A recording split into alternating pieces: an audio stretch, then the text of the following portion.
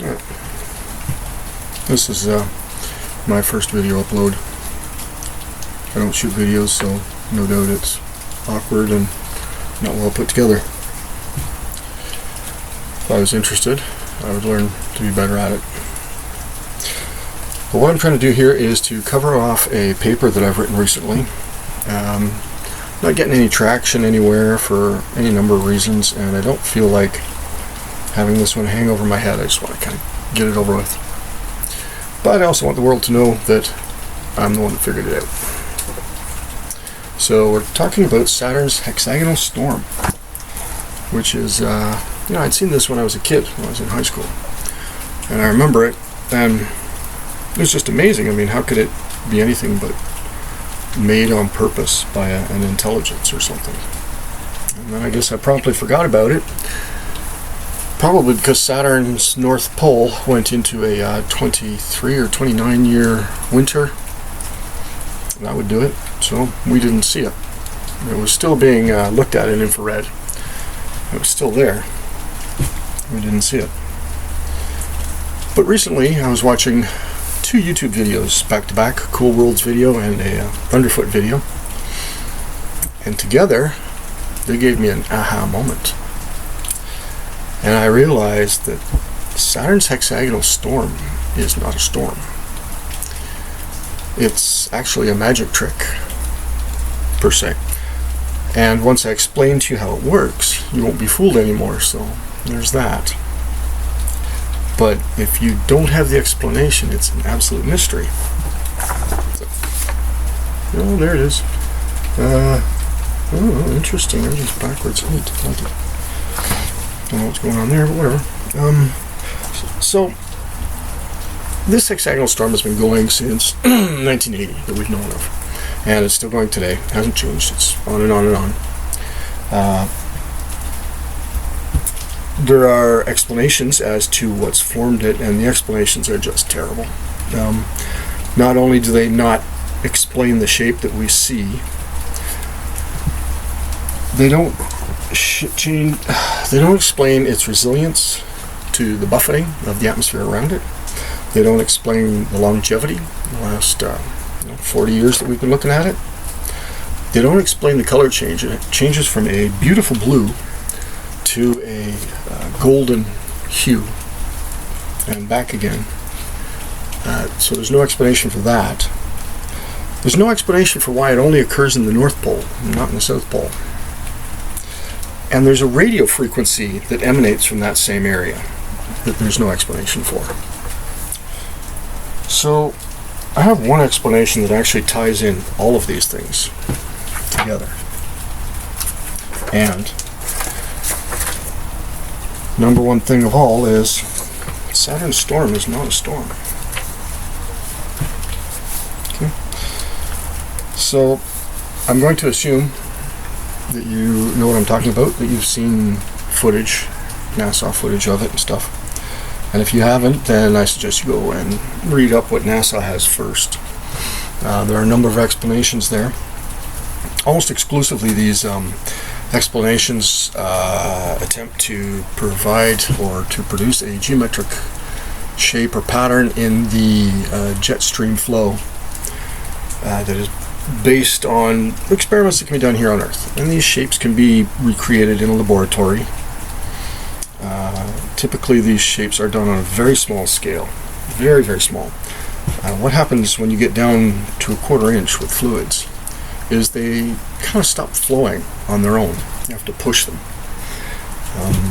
And so if you make models down very small, you can have static fluid that you can then introduce rotating columns of fluid into, and you can set up these interesting little vortice geometric patterns that are reasonably stable. So not only do these typically only work on very small levels, very small scales, as I say, down towards the bottom of the hydrodynamic effects, hydrodynamical flow type effects, around 1/4 inch and less. So not only are they very small, they don't scale up to planetary proportions. They don't resist buffeting, they won't hold and maintain their shape like that for 40 years. Okay, you don't get patterns in blowing winds that will remain stable like that for 40 years. Have a look at Jupiter's giant storm that's been going on for 350 years. There's nothing stable about it. It swirls and swirls like a son of a bee. It's massive. It's energetic. We know there's something down there driving it. It makes reasonable sense, even though we don't know the exact answer yet. We can see that there's energy flowing out of there. There's an obstruction there that the winds are screaming over top of. It swirls and it's violent. And that's not happening here. Okay.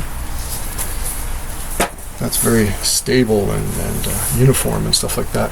Which, a person would argue that that stability, that uniformity might allow a stabilized pattern to appear. So,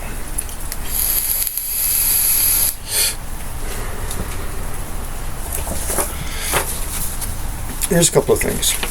Saturn is considered to be somewhat low in ammonia. As far as planetary standards go, averages, Saturn seems a little low.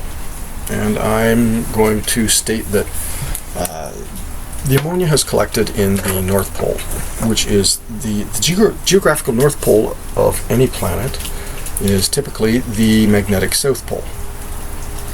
And this is an unfortunate leftover from naming conventions of magnets, north and south. And we are left with the fact that the north end of a magnet points north geographically because the south magnetic pole is up there and opposites attract. And because magnetic flux flows from north to south, this is, of course, flip this over because south is up in the geographic north of Canada, of northern of Canada.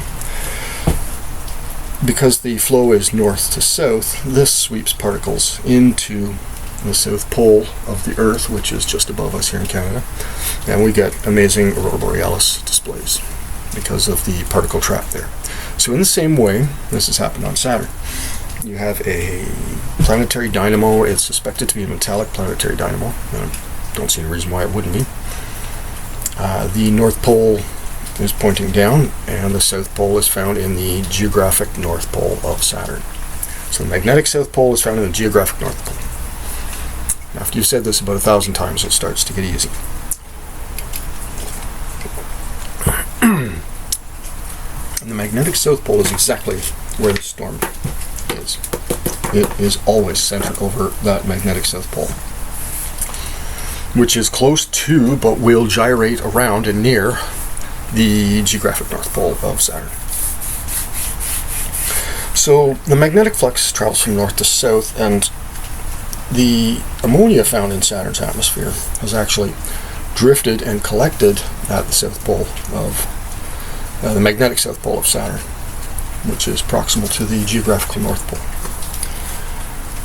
This cloud of ammonia ice crystals, dendritic, nanoscale type ice crystals, is up close to the edge of space in the atmosphere. It's very high up, very cold. And I'm going to have to go over a few things here. Okay. So the ammonia is collected in the south magnetic pole, in the northern hemisphere. We have the planetary metallic dynamo. Okay. I need to talk quickly about something called solvated electrons. Solvated electrons are very unusual chemistry, but they are well understood, and they can be readily produced. A high school experiment, you can produce them by producing liquid ammonia solutions that will produce then a blue color. These are solvated electrons. You can produce them with a gas of ammonia, gas made of ammonia crystals.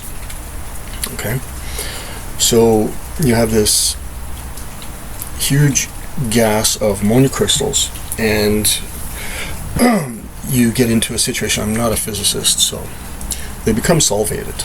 And the solvated electrons literally leak off of the ammonia, and they'll gather into these pockets. Solvated electrons are strongly absorbing in the red, near-infrared, and infrared regions, centered around 680 nanometers with a 320 nanometer half spread or something like that. I think I got it right, I'm not sure. So they strongly absorb red. Strongly. Absolutely absorb red. And so this gives them this fantastic blue color. And it really is an astonishing blue color. It's quite something to see, because all the red is gone. And these are solvated electrons. So it's very bizarre chemistry. They are known about, and they are very blue. The other type of electron, there's two types of electrons in this situation with ammonia. You get solvated electrons, and then when they revert back to their other form, they become what are known as metallic electrons. When they become metallic electrons, the material looks like liquid gold. It literally looks like gold. It is extremely reflective of infrared energy. It does not absorb at all. And I believe this is why it has that metallic luster. I believe that gold is strongly reflective in infrared, which is why it was added to the moon landing, the astronauts' visors. A little bit of gold was added because it strongly reflects infrared. And I believe this is part of what metallic luster is. In fact, it's just sort of a ability to reflect infrared energy. So why do we think gold looks so amazing? Is because we can feel the heat on our face and our eyes. We don't notice that part, but it gives it that rich glow, we call it. It's because it's reflecting infrared. So we have a situation where solvated electrons strongly absorb infrared, and red in general, and look blue. And then on the flip side, we have these metallic electrons which appear golden. And you'll notice, hopefully right away, that these are the two colors that the hexagonal storm flips between. There's a beautiful blue and a golden hue. No other colors, just those two. Okay, so solvated electrons, basically the most important thing about them is the color. So you have these ammonia ice crystals, and I'm not sure under what process that they become solvated, but the process, no doubt, is violent. It's not as though these electrons are being removed gently from the ammonia. They're being ripped and stripped. So the ammonia slams up to its oxidation state of +6. And that means that as you lose an electron, it goes +1. You lose another electron, +2, because it wants those. It wants to neutralize those, and it would use a negative charge from an electron to neutralize those. +2, +3, +4. And basically it slams right up to the maximum. It gets all its electrons that it can ripped off, and it's up to the +6 oxidation state. And that's why we get a bulk of ammonia in the +6 state. And we get the electrons have now all been washed off or leaked off or ripped off and have formed into pockets. Literally little blobs of electron pockets. Bizarre stuff. I've never actually, I suppose I have done chemistry with it, I just didn't notice it at the time. I've done lots of ammonia chemistry. Okay. So we have the solvated electrons, and we know that they change from solvated to metallic, which is from blue to golden. Okay. Now,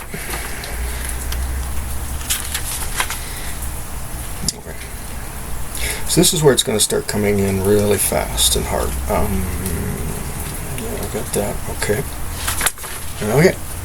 So you have this cloud of ammonia crystals, ammonia ice crystals, dendritic nanoscale, and you get a planetary magnetic field sweeps across them.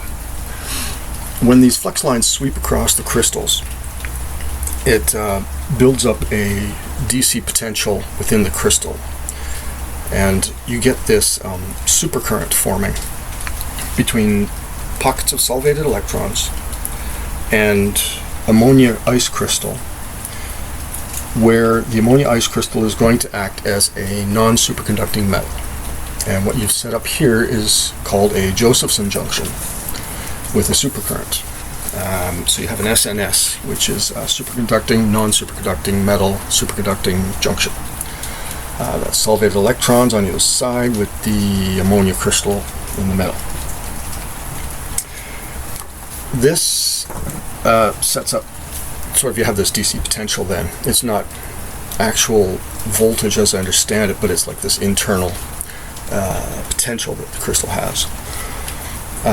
This undergoes another Josephson effect. It's a DC to AC frequency conversion. And during this process, the DC potential converted to AC frequency is now released as radio waves, which produces the radio field that we do know is there. We can see it with radio telescopy. So this process desolvates these pockets of electrons, and they, at least momentarily, become non-IR absorptive. They turn to golden, they become IR reflective, and no doubt after this effect, after a short time after this effect is passed, they resolvate, and these electrons rejoin the average composition that's around them. But what this does is it not only produces the AC frequency, which is the radio frequency, it also produces a visual change because of the change in absorption of color. So you get blue and gold, and as the metallic dynamo magnetic field is rotating in the planet, you get this pattern that rotates with it. Now, so the display of the pattern is the quenching of solvated electrons. So it's interesting that this display could be thought of as black text on an illuminated computer screen, for example. But the interesting thing is here is it doesn't work the other way. This projection system can only project in blue transitioning to gold.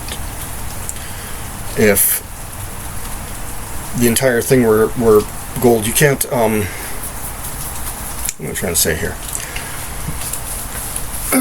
It doesn't display the other way. It doesn't go from a gold transitioning to blue. I can't remember why I originally said that, but it was important. I know I wrote that in there as well. It's a one-sided display system. Anyways, I forget why it was so important to me. Alright, so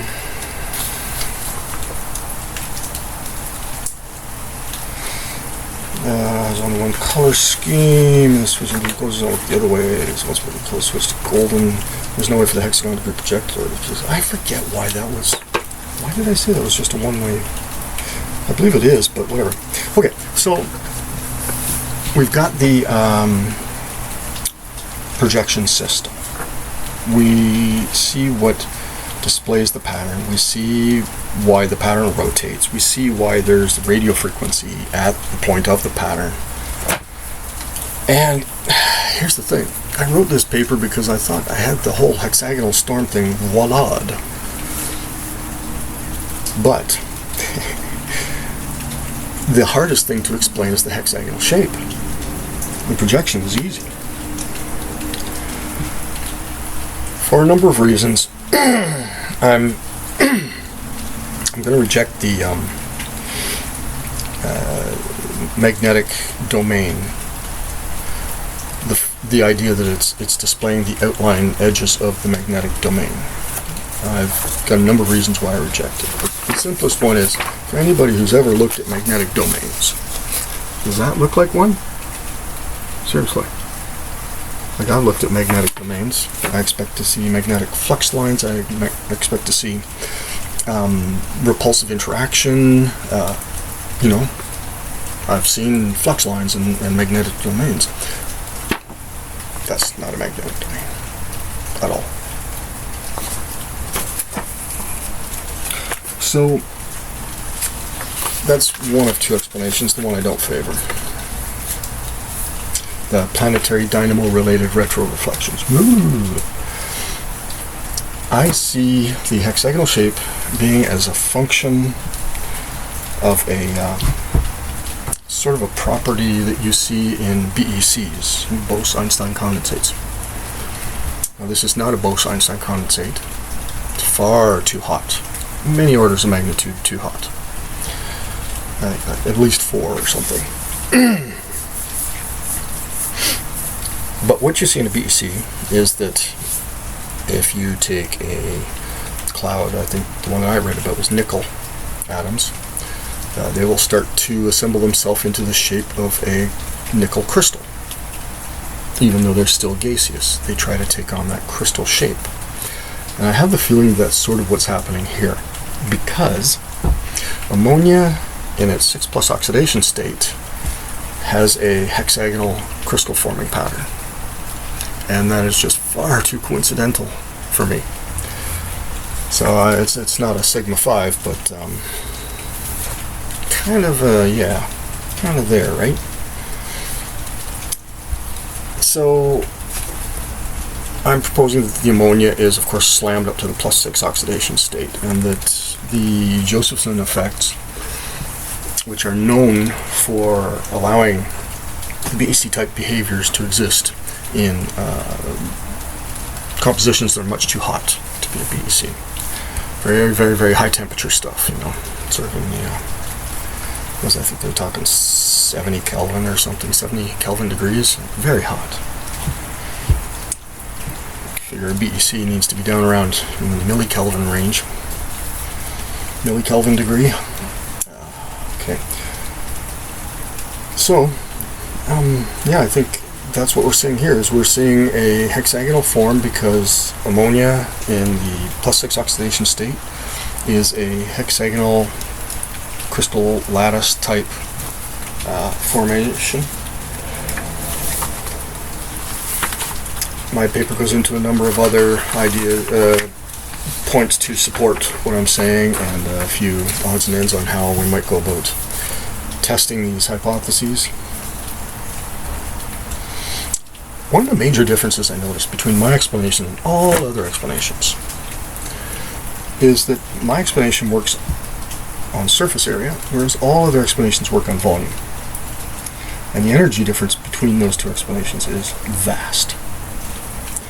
Holding together a massive area of Saturnian atmosphere, twice the size of the Earth, apparently. The amount of energy required would be staggering. Whereas my little pattern rolling over the top of a cloud, that does not take much energy at all. In fact, the only energy it requires is that which it picks up from the rotating planetary dynamo magnetic field. It doesn't need anything else. Now, it could be argued it needs to be close to outer space so that it's cold or something.